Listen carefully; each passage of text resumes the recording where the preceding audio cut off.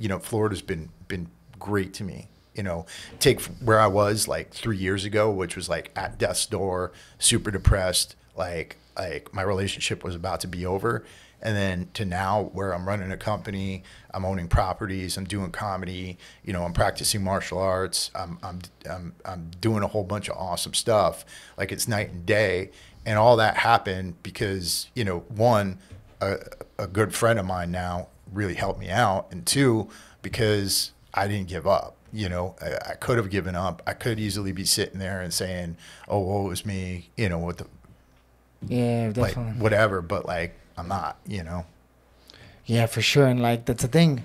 But sometimes, what do they say? The health is like the number one thing in the world, right? Like you can get a guy with all the money, all the thing, but like without your health, you have anything. And you kind of realize that. You don't realize that until you get sick or something happens, you know, and then you're like, oh my gosh. You replace that healthiness just, you know, like that's our bodies is our, it's the our only two vessel, things man. you have is your brain and your body. If you have, if either of those things are not there, it doesn't matter how much money you got, you're screwed, you know? And I don't get, like, as somebody who's been sick before, I don't get people who trade their health.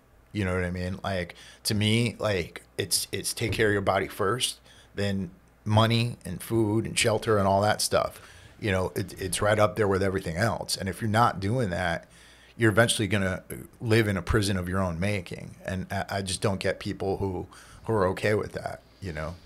Yeah, and I feel like, today I feel like we're coming into a weird era where health seems to be like the most, like they're promoting unhealthy things in the media, and it's like I feel like I don't know what it is, if it's propaganda or what, but it's like you're seeing like these big girl models and stuff, but like I never thought about it like this, because they're saying like, oh yeah, that's beauty, but like that's unhealthiness, bro. That's like that can lead to serious. That's like lowering your life expectancy, like being that overweight. You know what I'm saying? man. Like the positivity, there's a fine line, you know. Yeah. And it's like, all the food that they give us, man, it's crazy. You go to the grocery store, all the food they give us has like, everything has sugar in it. Mm-hmm. Everything. You know how hard it is not to buy something with sugar? Things that you don't have sugar, have sugar. Yeah. Well, it's like... that and seed oils. Like, people don't know this, but like seed oils are loaded with omega-6, and those raise inflammatory levels, right? And if your inflammation's high, inflammation is the cause of all disease. It's the cause of heart disease. It's the cause of cancer. It's the cause of everything. And all of those freaking seed oils, they're in everything. They're in everything you eat. Every packaged food is got seed oil in it. You know? That's right. That's right. Yes, you're exactly, man. And then the inflammation, everything, it all starts in your stomach. Right. And then the sugar is what causes the inflammation. They say that you can cut out sugar from your diet, and you can feel the difference in your bones and body. That happens because so you have this hormone. It's called insulin. And a lot of people think testosterone is the most anabolic hormone. It's not. Insulin is, because insulin's job is to take nutrients and then shuttle them either to your muscle cells or your liver, or if you're not insulin sensitive enough and your muscle cells aren't responding to it, stores it as fat, right? So the more insulin you have and the more insulin you're releasing throughout the day, the more your body becomes desensitized to it. And so if people are eating sugar all day, their insulin levels are going up, your body's becoming more and more insulin resistant, and you're storing more and more fat.